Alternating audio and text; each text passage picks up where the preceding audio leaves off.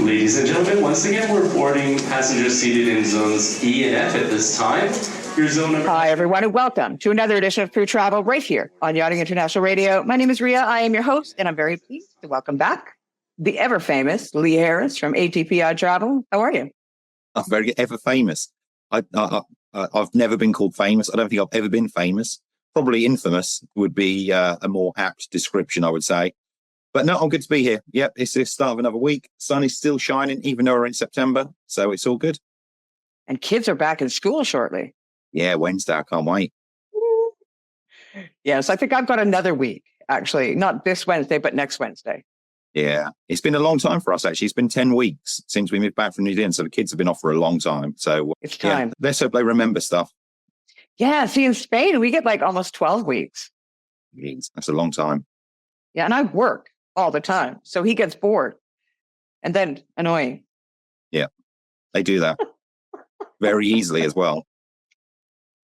Right. Heading in to the upcoming travel, it wouldn't be the same without a little bit of strike action. What's going on over at Wizz Air and ITA Airlines?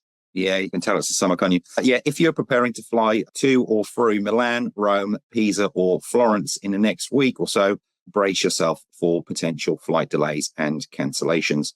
Pilots and cabin crew for ITA Airways and Wizz Air have planned to strike on Saturday, September the 7th, and that's from 1 p.m. to 5 p.m. local time.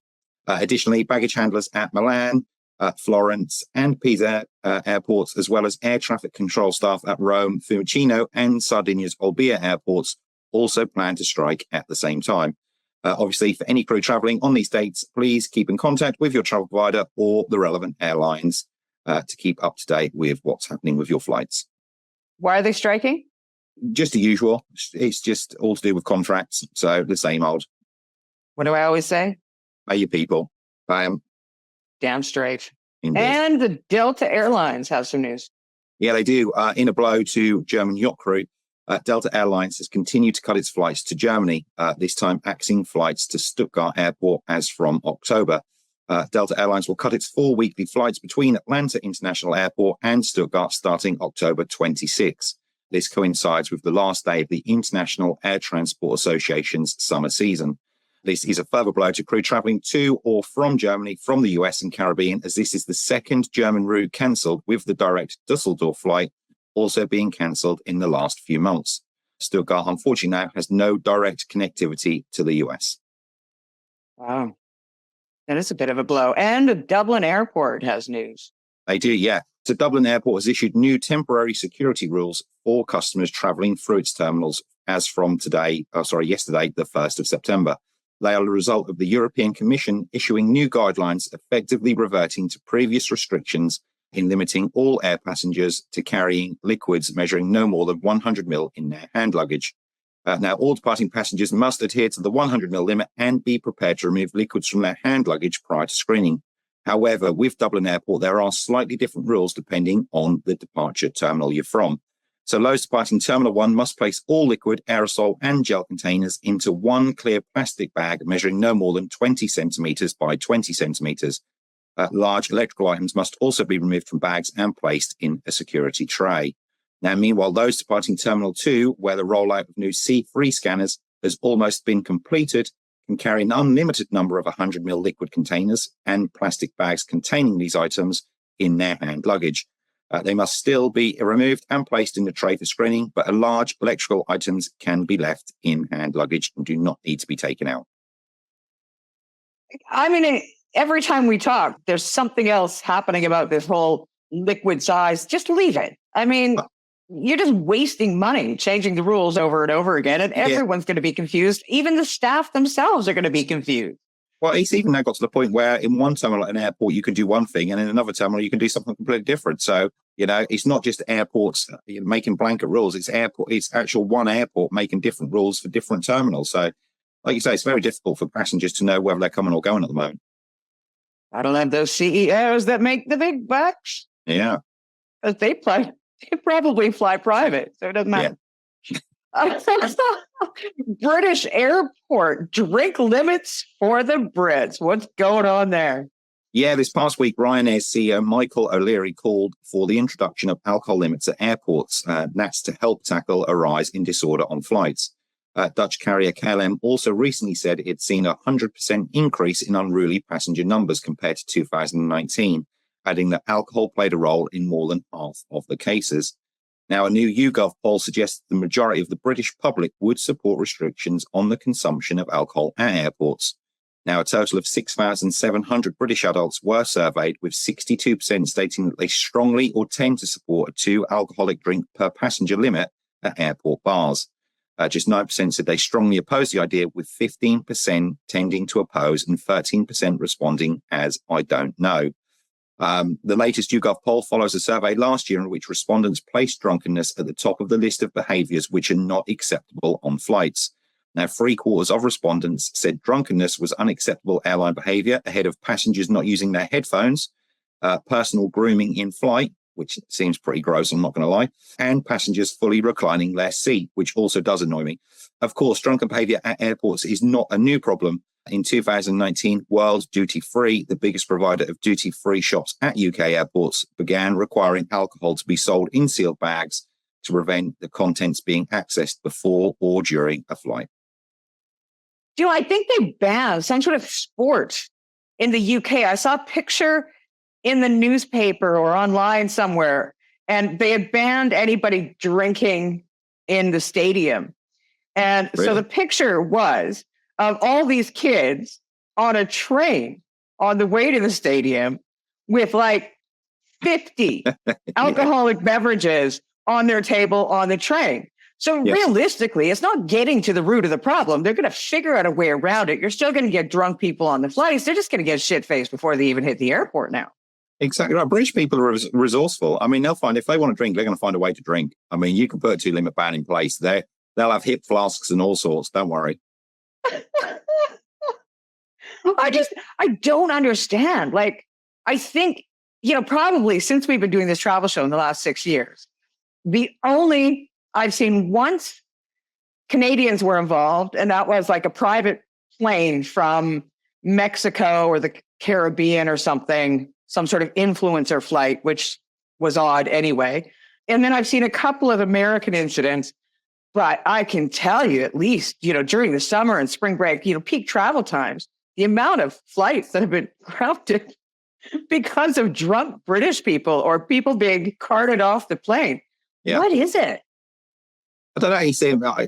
I think people just completely let loose, don't they? They're on holiday and they think the rules don't apply anymore. Some do anyway. I mean, especially, and I do feel a bit sorry for the low-cost carriers, Ryanair, EasyJet, people like Jet2, people like that in the UK, because it tends to be the ones who are going on holiday to Spain or anywhere like that. And alcohol plays a big part in that, unfortunately. And they don't want to wait until they land. They want to get started on it straight away. And unfortunately, that does then impact on other passengers on the flights as well. Well, see, growing up in Canada, we used to fly to Vegas. That was our megaloo for, a little weekend break, 3-4 day break. Drinks were free in Vegas, right? Like you go to gambling at the casino. And even if you were playing like nickel slots or penny slots, you would have nonstop free drinks, probably watered down beyond belief, but they were free. But you never saw that kind of behavior. Yeah, it does. I'm not going to pigeonhole British people and say they're the only ones to do it, because obviously not. I mean, but it is a more common thing to binge drink, I would say, in the UK. But then saying that also, it's quite interesting because obviously my eldest is 17 and some of our friends are 18 and stuff. And there does seem to be a big shift in the drinking culture. I've got to say that. It's nowhere the new generation, shall we say, coming through are not as focused on getting absolutely paralytic drunk. They are a lot more sensible than we were back in the day, shall we say. I really think the key is if you don't make it, it's like prohibition, right? Back in the day when Canada used to be the bootleg country for the US. Yeah. But if you tell people they can't have something, they really want it and they want to do it to the extent that they most possibly can. But like in Spain, kids are drinking a glass of wine at the table at 13 years old. And that's perfectly acceptable. So there's not this massive, let's go out and get ripped culture that you see in some of these countries where they do have a drinking age of a certain age. These kids can go to war at 16. Yeah. Anyway, off the topic of travel entirely. Moving on. Um, we do have a crew question this week. What's that question? Yeah, we did. We received an email in this week with regards to strikes. Actually, obviously, we talk about it so much, so somebody has emailed in and how best to be prepared and what to do if you are caught in the middle of a strike. Firstly, thanks, Simone, for the question. It's actually a very good question. Now, there are a number of things you can do if you believe that you might be affected by the numerous strikes that take place around the world throughout the year. Now, what I would suggest is the following. Number one, stay informed as much as you possibly can. Now, the best way to do this is to download the airline app and update your traveler contact details. That's to make sure to give you your latest email and mobile telephone number. It might sound simple, but the only reason I say that is because if a travel agency is doing the booking on your behalf, it tends to put their own email address and telephone number in, and any updated details would go to them instead of yourself. So you want to make sure you download the app, put your details in, most up-to-date details. Then what will happen is they will either email you or SMS message you any of the latest updates.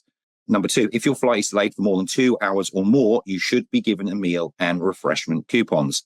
Now, if these aren't offered, ask, because airlines will try and get away with it if they can. And if you end up paying for any food yourself, keep the receipts so you can get reimbursed by the airline later. Number three, now, if your original flight is delayed or if your rescheduled flight doesn't leave until the following day, remember that you could be entitled to hotel accommodation as well as transport there and back to the airport. Again, keep any or receipts if you spend money or on hotel bills, cab rides from the airport, or any other delay-related expenses. You can submit these to the airline for reimbursement too. And finally, if your flight is cancelled, the airlines will reschedule you a new flight. That's even if it's with a different airline. Now, if none of the flights meet your travel needs, then you can ask for a full refund. Make sure you do that if you don't want to take the flights that are on offer to you. Now, follow these steps and hopefully, fingers crossed, any future strike action that you might get caught up in will be a lot easier. And don't also forget that there is the possibility of compensation as well through the EU if it's flights within Europe. That's also very important. And we can also maybe touch on a topic another week.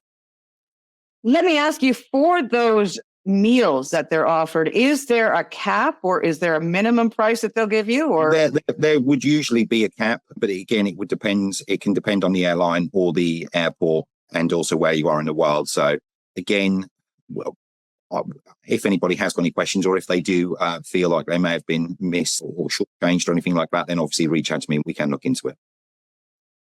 Yeah, last summer I was at the airport with my son, dropping him off. He was on his way to Germany, and a flight from the UK to the UK had been delayed like overnight. And I think they'd given them something like €5. And I'm like, you can't even buy 2 bottles of Coke in a vending machine for €5. How is that supposed to be a proper meal for somebody? We're talking airport prices. I mean, it's not like, if €5 at McDonald's isn't going to buy you anything downtown or wherever you are, let alone in an airport where everything is twice the price of regular places. Yeah, they'll always give you the bare minimum, unfortunately. But it will depend on the place. I don't think there's a set limit for the whole of the year, but I can check and see anyway. We can address that. Cool. Well, Lee, I got to say thank you. And I know that you've got to head into the office today. So it's been on my way. As usual, an absolute pleasure. Thank you so much for keeping up to date. And for everybody out there, if you have a crew question, I always say Lee's details are below this interview when it airs. So don't forget to drop him a line. Thank you, Lee, for your time. Always a pleasure. I know. You've been watching another edition of Crew Travel right here on Yachting International Radio. My name is Rhea. I have been your host. And, of course, Lee Harris, my co-host. We'll see you again next time.